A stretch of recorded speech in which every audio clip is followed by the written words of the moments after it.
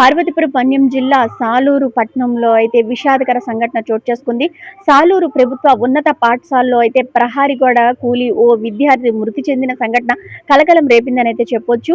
వరుణ్ తేజ్ 14 ఏళ్లు, అలానే మరొక యాకాబు అనే ఇంకొక విద్యార్థి కూడా ఆ గోడ దగ్గర ఆడుకుంటూ ఉండగా ఆ గోడ కూలి ఒక విద్యార్థి చనిపోవటం, మరో విద్యార్థికి దెబ్బలు తగిలి తీవ్ర గాయాలతో ఆసుపత్రిలో చికిత్స పొందడం కూడా జరుగుతుంది. అయితే వరుణ్ తేజ్ అనే విద్యార్థి అక్కడ తీవ్ర గాయాలతో మృతి చెందడంతో అక్కడ కుటుంబ సభ్యులు వచ్చి స్కూల్ దగ్గర అయితే తీవ్రంగా రోధిస్తున్న తీరు ప్రతి ఒక్కరిని కూడా కలవరపెడుతుంది. విద్యార్థి అక్కడ ఆడుకుంటూ ఉండగా గోడ కూలి మృతి చెందడం నిజంగా బాధాకరమని, ఈ ఘటనపై ఎవరైతే అధికారులు ఉన్నారో అధికారులు విచారణ చేపట్టి తమ కుమారుడి మృతికి న్యాయం చేయాలని అయితే కుటుంబ సభ్యులు మృతదేహంతో స్కూల్ ఎదుట బైఠాయించి అక్కడ ధర్నాకైతే దిగడం జరిగింది. అక్కడ ఉద్రిక్త పరిస్థితి నెలకొందని అయితే చెప్పొచ్చు.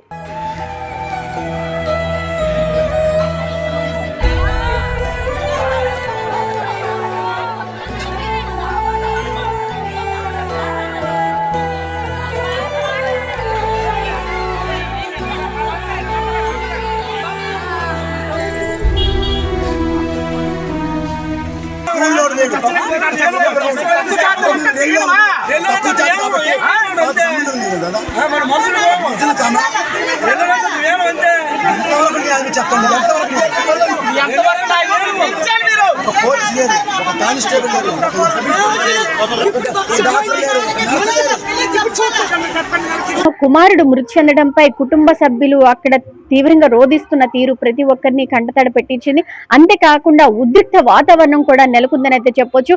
అప్పటి వరకు చక్కగా తమ విద్యార్థులతో స్కూల్లో ఆనందంగా గడిపిన విద్యార్థి మరుక్షణంలో వ్యక్తిజీవిగా అలా పడి ఉండటంతో ఆ స్కూల్లో ఉన్న విద్యార్థులు కూడా ప్రతి ఒక్కరు కూడా కంటతడి పెట్టిన పరిస్థితి అక్కడ కనిపిస్తుంది.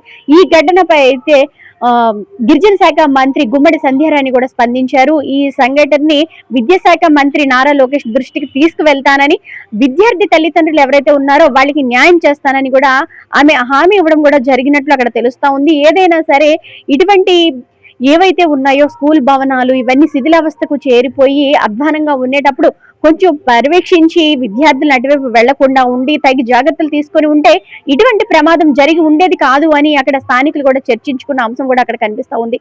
ఏదైనా సరే ఇటువంటి ఘటనలు పునరావృతం కాకుండా చిన్న వయసులోనే విద్యార్థులు ఇలా తనువు చాలించడం నిజంగా బాధాకరమని అయితే చెప్పొచ్చు.